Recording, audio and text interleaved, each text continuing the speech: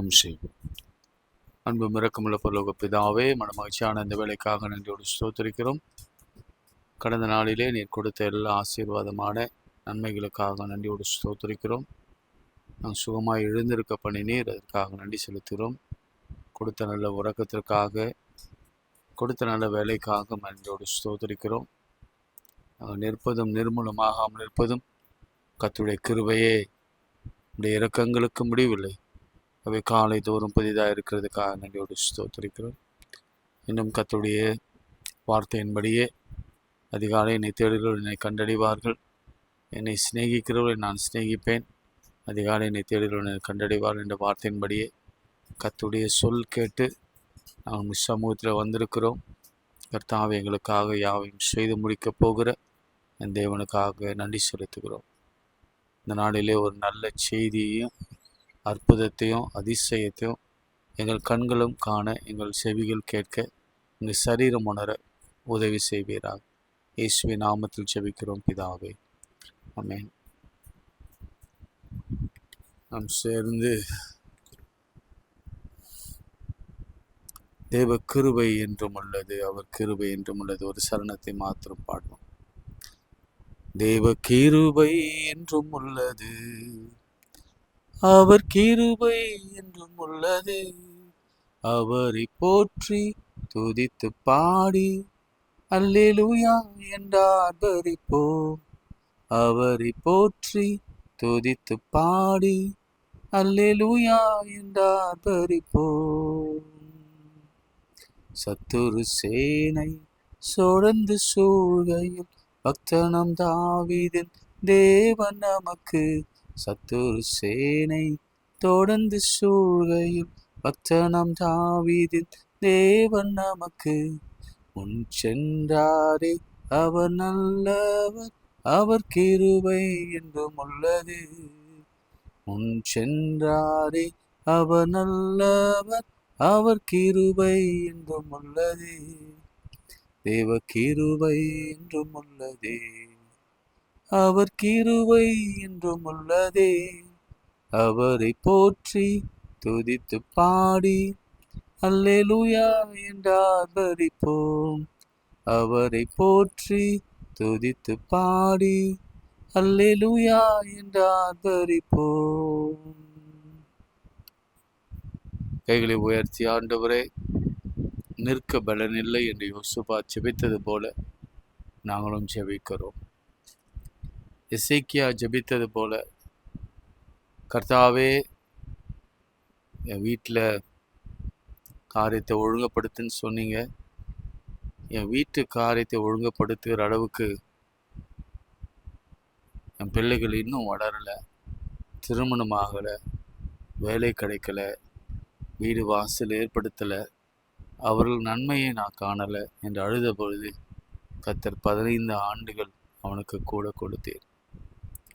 அந்நாள் கர்த்தரை நோக்கி அழுத பொழுது கர்த்தர் குழந்தை பாக்கியத்தை கொடுத்தீர்.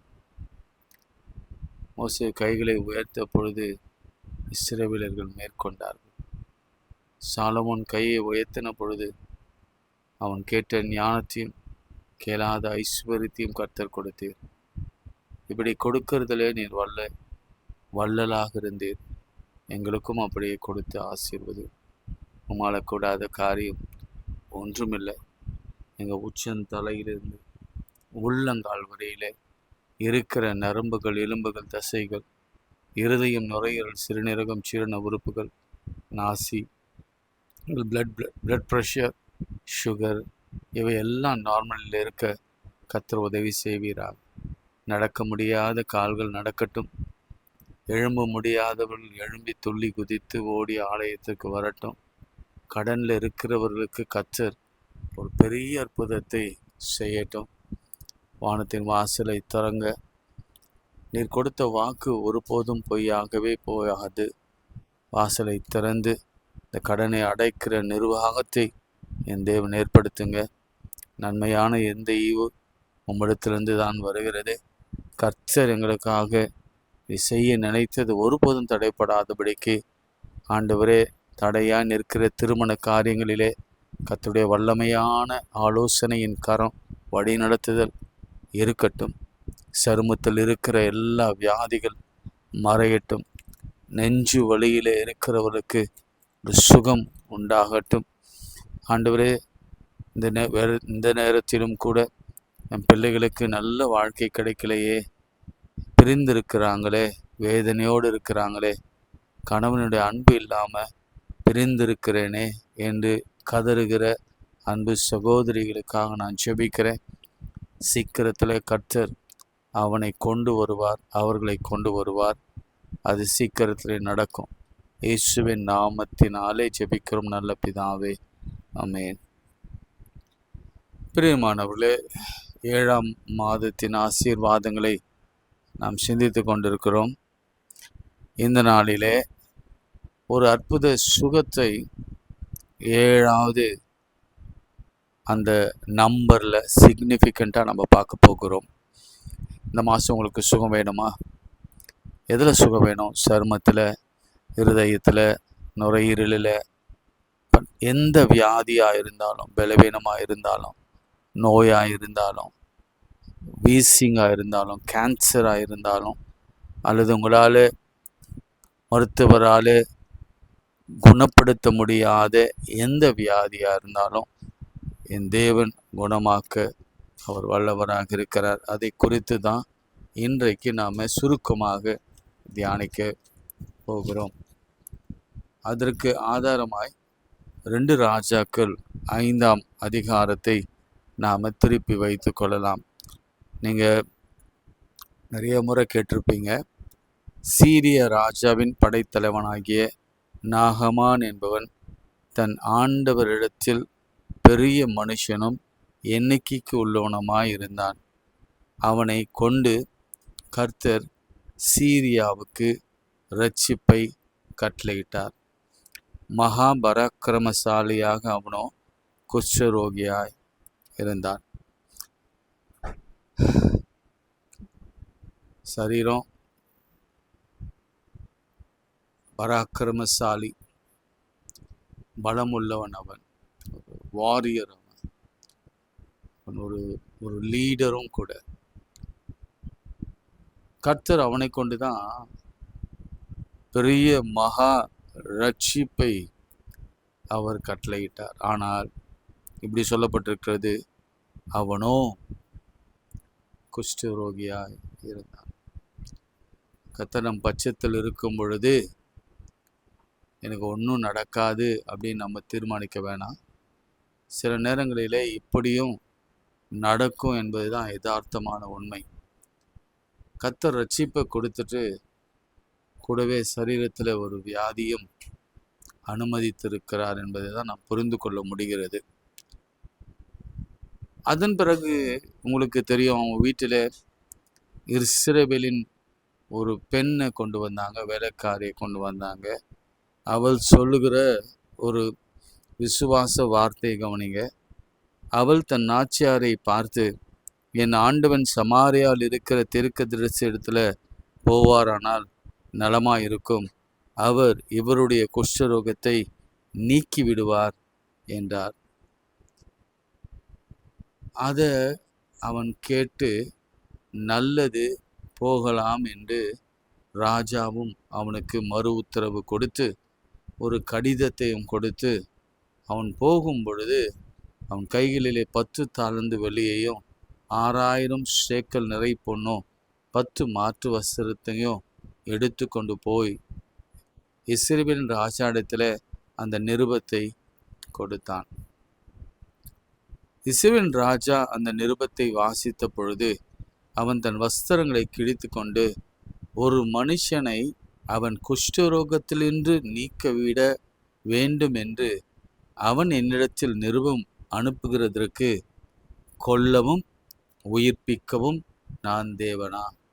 நல்லா கவனிங்க, ஒவ்வொரு ஸ்டேட்மெண்ட்டும் கவனிங்க. ஒரு ராஜா சொல்கிறாரு, இஸ்ரவேலின் ராஜா, கொல்லவும் உயிர்ப்பிக்கவும் நான் தேவனா? தேவனா? இவன் என்னை விரோதிக்க சமயம் தேடுகிறான் என்று சிந்தித்து பாருங்கள் என்றார். இஸ்ரவேலின் ராஜா தன் வஸ்திரங்களை கிழித்து கொண்ட செய்தி தேவனுடைய மனுஷனாகிய எலிசா கேட்டபோது அவன், நீர் உம்முடைய வஸ்திரங்களை கிழித்து கொள்வதேன்? அவன் என்னிடத்தில் வந்து தீர்க்கதரிசிகளிலே தீர்க்கதரிசி இஸ்ரவேலிலே தீர்க்கதரிசி உண்டென்று அறிந்து கொள்ளட்டும் என்று ராஜாவுக்கு சொல்லி அனுப்பினான். அப்படியே நாகமான் தன் குதிரைகளோடும் தன் ரதங்களோடும் வந்து எலிசாவின் வாசற்படியிலே நின்றான். அப்பொழுது எலிசா அவனிடத்தில் ஆள் அனுப்பி, நீ யோர்தானிலே 7 தரம் ஸ்நானம் பண்ணு, அப்பொழுது உன் மாம்சம் மாறி நீ சுத்தமாவாய் என்று சொன்னான். அதற்கு நாகமான் கடும் கோபம் கொண்டு புறப்பட்டு போய் அங்கு வெளியே வந்து நின்று, நான் தேவனுடைய கர்த்தருடைய நாமத்தை தொழுது கொண்டு தன் கையினாலே அந்த இடத்தை தடவி இவ்விதமாய் குஷ்டரோகத்தை நீக்கிவிடுவான் என்று எனக்குள் நினைத்திருந்தேன். நான் ஸ்நானம் பண்ணி சுத்தமாகிறதற்கு இஸ்ரவேலின் தண்ணீர்களில் எல்லாவற்றிலும் பார்க்கிலும் தமஸ்குவின் நதிகளாகிய அப்ரனாவும் பர்பாவும் நல்லதல்லவோ என்று சொல்லி உக்கரத்தோடு திரும்பினான். அந்த ஊழியக்காரன் சமீபத்தில் வந்து அவனை நோக்கி, தகப்பனே, அந்த தீர்க்கதரிசி ஒரு பெரிய காரியத்தை செய்ய உமக்கு சொல்லியிருந்தால் அதை நீ செய்வீர் அல்லவா? ஸ்நானம் பண்ணும், அப்பொழுது சுத்தமாவீர் என்று அவர் உமோடு சொல்லும் போது அதை செய்ய வேண்டியது எத்தனை அதிகம் என்று சொன்னார்கள். அப்பொழுது அவன் இறங்கி தேவனுடைய மனுஷன் வார்த்தையின்படியே யோர்தானிலே 7 தரம் முழுகின பொழுது அவன் மாம்சம் ஒரு சிறு பிள்ளையின் மாம்சத்தை போல மாறி அவன் சுத்தமானான். அப்பொழுது அவன் தன் கூட்டத்தோடெல்லாம் தேவனுடைய மனுஷனிடத்தில் திரும்பி வந்து அவனுக்கு முன்பாக நின்று, இதோ, இஸ்ரவேலில் இருக்கிற தேவனைத் தவிர பூமி எங்கும் வேறு தேவன் இல்லை என்பதை அறிந்தேன். இப்பொழுதும் நமது அடியேன் கையில் ஒரு காணிக்கை வாங்கிக் கொள்ள வேண்டும் என்றான்.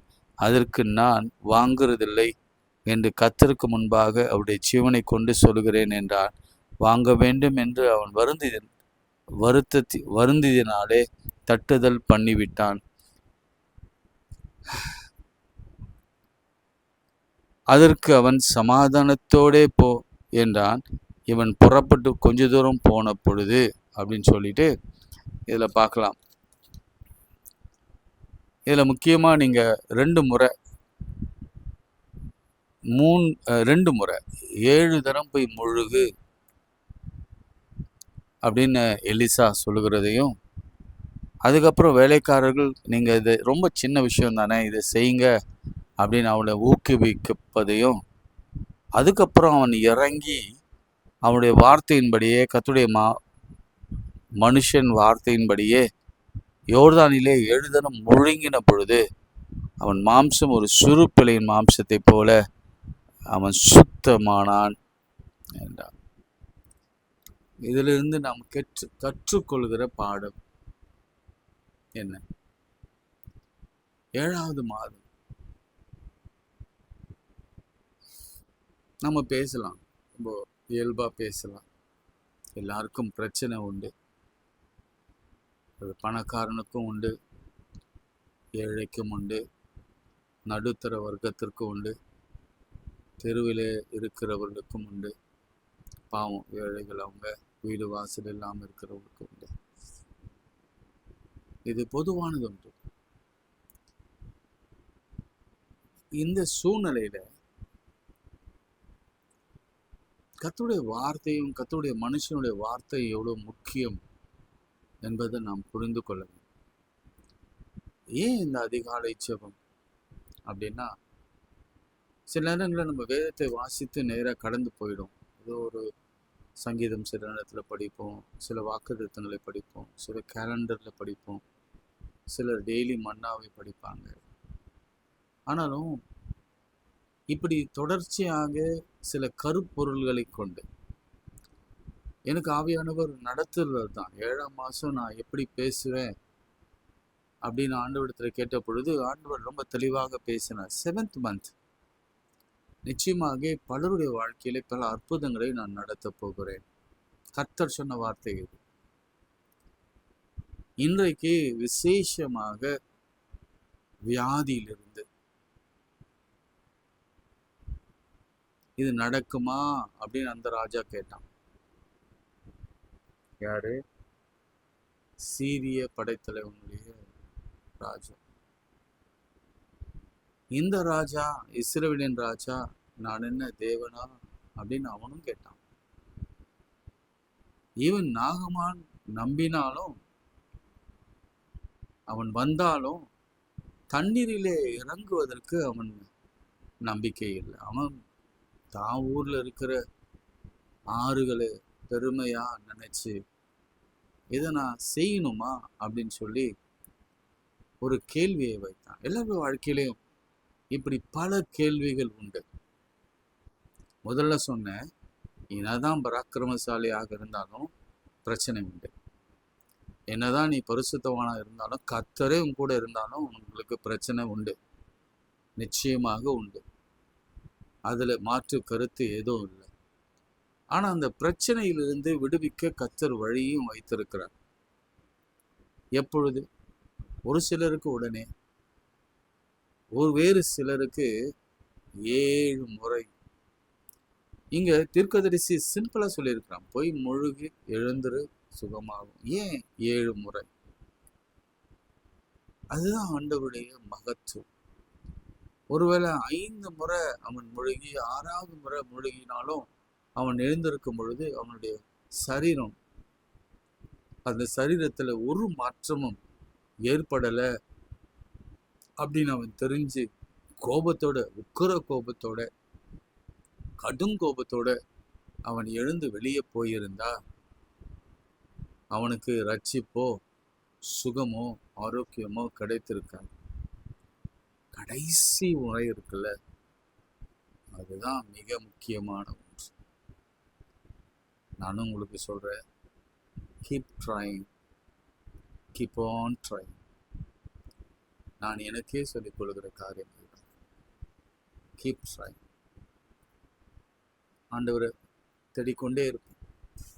கொடுக்கிறாரோ இல்லையோ, தாமதிக்கிறாரோ அல்லது சீக்கிரம் கொடுக்கிறாரோ அல்லது கொடுக்காம இருக்கிறாரோ அல்லது நோ சொல்றாரோ அல்லது வெயிட் பண்ண சொல்றாரோ அல்லது இதுதான் உன் வாழ்க்கை, இதுல நீ உழண்டு இரு என்று சொல்றாரோ, எதுவானாலும் இருக்கட்டும், கீப் ட்ரைங்.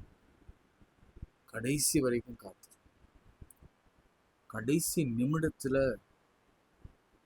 அற்புதம் நடக்கும். லாஸ்ட் மினிட்ல அற்புதம் நடக்கும். எல்லாம் ப்ரிப்பேர் ஆயிடுச்சு. அவர் கொடுக்கிற நேரம் வந்த பிறகு இந்த வாசற்படியில நின்று கதவை தட்டுகிறேன், தட்டிக்கொண்டே இருக்கிறேன். சரி என்னடான்னு சொல்லி கடைசியில நம்ம எழுந்து வந்தா என் நேசரை காணோம் அப்படின்னு இருக்கக்கூடாது. அவ தட்டுறப்பவே நம்ம திறக்கணும். பிரியமானவர்களே, இன்றைக்கு எப்பேற்பட்ட வியாதி, எப்பேற்பட்ட பிரச்சனைகள், யாராலும் நமக்கே தெரியும் இதுக்கு சொல்யூஷனே கிடையாது. உண்மையா சொல்றேன், இந்த கடன் அடைக்க என்கிட்ட சொல்யூஷனே இல்லைங்க. வீடு இல்லை, நகை இல்லை, வருமானம் இல்லை, பெரிய பெரிய கான்டாக்ட்ஸ் எதுவும் இல்லை. அதே மாதிரி குழந்தை பட இன்ஃபர்டிலிட்டி, எந்த டாக்டரும் பார்த்தேன், சரியாகலை, வாய்ப்பே இல்லை, இனி குழந்தை பிறப்பதற்கான சாத்திய கூறுகளே இல்லை அப்படின்னு ஒரு நிலைக்கு நீங்க வரலாம். Try again. கல்யாணம், ஐயோ எத்தனையோ பார்த்துட்டோங்க, செட்டே ஆகலை, செட்டே ஆகலை. ட்ரை அகைன், இன்னும் ஒரு முறை. இந்த வேலைக்காரன் சொன்னதுதான், இங்க பல வேலைக்காரர்கள் இருக்கிறாங்க. யாரார் பார்த்தீங்கன்னா, இஸ்ரவேலின் அந்த வேலைக்கார பெண், நாகமானின் வேலைக்காரர் பெண், எலிசாவின் வேலைக்காரன், நாகமானின் வேலைக்காரர்கள், எலிசாவின் வேலைக்காரன் ஆகிய கேயாசி. இந்த வேலைக்காரர்கள் தான் நாம. இந்த வேலைக்காரர்களிடத்துல இருக்கிற அந்த கொஞ்ச நம்பிக்கையாவது நமக்குள் இருக்க வேண்டும். எவ்வளவு பெரிய நம்பிக்கையில. அதனாலதான் யாரையும் நம்ம அசட்டே நினைக்கூடாது. இன்னைக்கு நிறைய தலைவர்களும் சரி, ரொம்ப தாழ்ந்து போய் இருக்கிறவங்கள அசட்டையா பார்க்கிற ஒரு பழக்கம் உண்டு. அதனால அப்படி பார்க்கறதுனால அவங்களுக்கு தான் கேடுகளை வர வைத்துக் கொள்கிறார். எளியவனை தான் கர்த்தர் குப்பையிலிருந்து உயர்த்துகிறார், புழுதியிலிருந்து எடுக்கிறார்.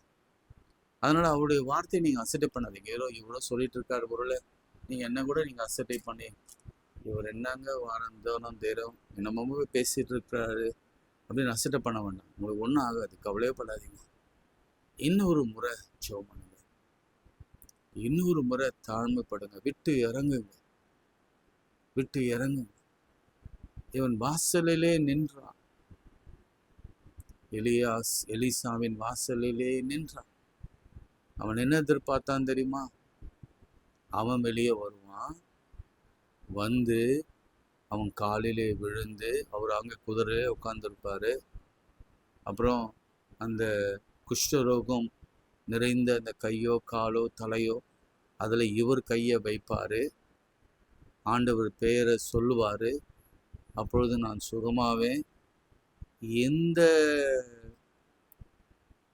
என்ன சொல்றது, இந்த அதிகார போக்கு அல்லது நீங்கள் அண்டர்ஸ்டாண்ட் பண்ணுற மாதிரி குணமாகணும், இதுதான் ஸ்டெப் 1, ஸ்டெப் 2, ஸ்டெப் 3, இப்படி தான் நடக்கணும். திருமண காரியம்னா இப்படி தான் நடக்கணும், குழந்தைனா இப்படி தான் நடக்கணும், வேலைனா இப்படி தான் நடக்கணும். இன்னும்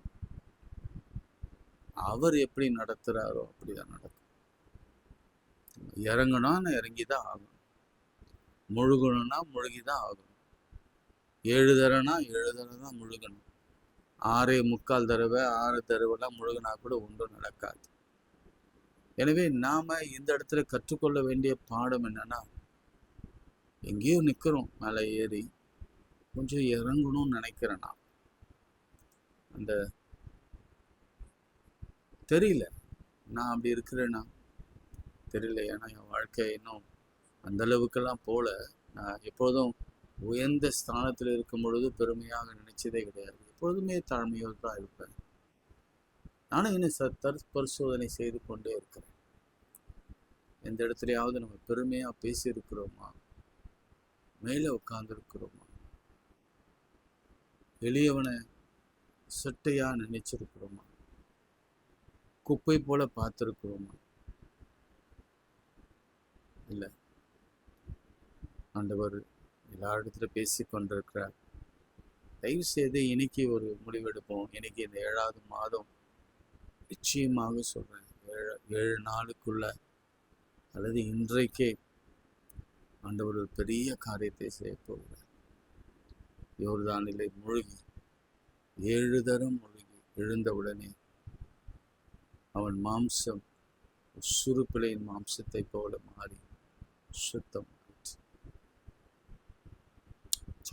அன்புள்ள ஆண்டவரே, இந்த வேலைக்காக நன்றியோடு ஸ்தோத்திரிக்கிறோம். எங்களை தற்பரிசோதனை செய்து கொள்ளவும். தேவனால் எல்லாம் கூடும், கர்த்தரால் எல்லாம் கூடும், அவரால் கூடாத காரியம் ஒன்றுமில்லை. நான் என்ன தேவனா என்று கேட்ட அப்படிலாம் நாங்கள் கேட்காம தேவனால் எல்லாம் கூடும். சாராளுக்கு சொன்னேன், தேவனால் எல்லாம் கூடும். மனோவாவுக்கு சொன்னேன், நீ யார் என்று அவன் கேட்டான். என்னை யார் என்று கேட்பானே, நான் அதிசயமானவர் என்று சொன்னேன். பராக்கிரமசாலியாக கிதியோனிடத்துல பராக்கிரமசாலியே என்று கூப்பிட்டேன். அவன் பயந்து கொண்டிருந்தான். ஆனால் கர்த்தர் அவனை பராக்கிரமசாலியாக கூட்டினான். 7 முறை முழுகின பிறகு அவன் மாம்சம் சுருப்பிலை மாம்சத்தை போல மாறிற்று. இந்த மாதம் கைகளை உயர்த்தி ஜெபம் பண்ணுங்க. ஆண்டவரே, என் சரீர சரும, என் இருதய சிந்தை, என்னுடைய குடும்ப சூழ்நிலை, ஆண்டவரே என் வாழ்க்கையில் நல்லா இருந்த நாட்கள் உண்டு, இப்போ வெட்கப்படுகிற அளவுக்கு என் வாழ்க்கை மாறி இருக்கு. குஷ்டரோகனாவே வெட்கம்தான். தலையில முக்காடிட்டு கொள்ள வேண்டும். அதுதான் இஸ்ரவேலின் வழக்கம். தீட்டு தீட்டு என்று சொல்லப்படும். அப்படி பலரால் ஒதுக்கப்பட்டு, வீட்டிலே கூட ஒதுக்கப்பட்டு, சொந்த மனைவியால் ஒதுக்கப்பட்டு, தன் பிள்ளைகளால் அருவருக்கப்பட்டு, அசிங்கமான ஒரு சூழ்நிலையில் நாங்கள் இருந்தாலும் எங்களுக்கு ஒரு நம்பிக்கை உண்டு. எலிசாவின் தேவனாகிய கர்த்தர் இருக்கிறார் என்று. சகல உலகத்துக்கும் ஆண்டவராகிய கர்த்தர் இருக்கிறார். அவராலே கூடாத காரியம் ஒன்றுமே. நான் சொல்கிறேன், கர்த்தரை நம்புங்க, நிலைப்படுவீங்க. தீர்க்கதரிசியிலே நம்புங்க, சித்தி பெறுவீங்க என்று வேதவசனம் சொல்லுகிறபடியே நம் கர்த்தரை நம்புவோம், தீர்க்கதரிசியை நம்புவோம், வேதத்தை விசுவாசிப்போம், விசுவாசத்தோடு மூழ்கி எழுந்திருப்போம். கர்த்தர் வேறே மனுஷனாக நம்மை மாற்றுவார். வேறே மனுஷனா, பழைச அல்ல, புதிதாக மாற்றுவார். பிறந்த குழந்தை போல கர்த்தர் மாற்றுவார்.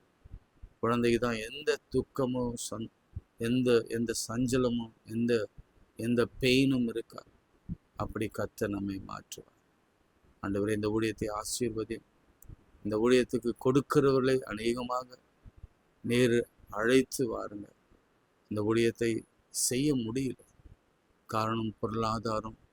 இது அநேகருக்கு கொண்டு செல்ல முடியல, காரணம் பல இடையூறுகள். இந்த இடையூறுகள் மத்தியில் இதை செய்து கொண்டிருக்கிறோம். ஆண்டவரே, நம்முடைய பிள்ளைகளுக்கு பேசி இந்த ஊழியத்தை சிறிதளவு தாங்குகிற கிருபையை தந்து ஆசீர்வதியும். தாங்குகிற ஒவ்வொரு பிள்ளைகள் மீதும் உடைய கரம் வைக்கப்படட்டும். ஆசீர்வதிங்க. இந்த 7ஆம் மாதத்தின் ஆசீர்வாதத்தை இவர்கள் சாட்சியாய் சொல்ல உதவி செய்யுங்க. இயேசுவின் நாமத்தில் ஜெபிக்கிறோம் பிதாவே, ஆமென். ஆண்டவராகிய இயேசு கிறிஸ்துவின் கிருபை, பிதாவாகிய தேவனுடைய அன்பு, பரிசுத்த ஆவியின் ஐக்கியம் நம் அனைவரோடு மீண்டும் மீண்டும் சதாக்கள் நிலைத்திருப்பதாக. ஆமென். God bless you.